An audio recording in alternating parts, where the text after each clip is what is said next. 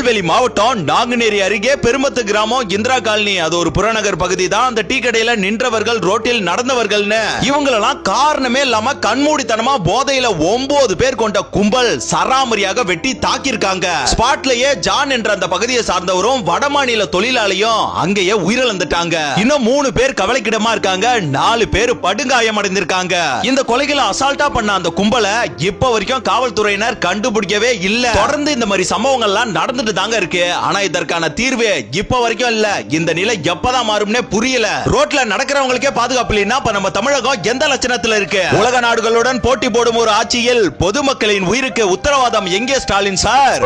தாவேக எனும் 3 எழுத்தில் துவங்கிய புரட்சி 3ஆம் ஆண்டில் விசில் சின்னம் மூலம் வெற்றி எனும் 3 எழுத்து வரலாறு படைக்க காத்திருக்கும் நாளைய முதல்வர் தலைவர் விஜய் தலைமையில் தமிழகத்தை மீட்போம் வாக்களிப்பீர் விசில் சின்னத்தில் இவன் வழக்கறிஞர் SOP விஜய் மகாலிங்கம், மதுரை புறநகர் மேற்கு மாவட்ட செயலாளர்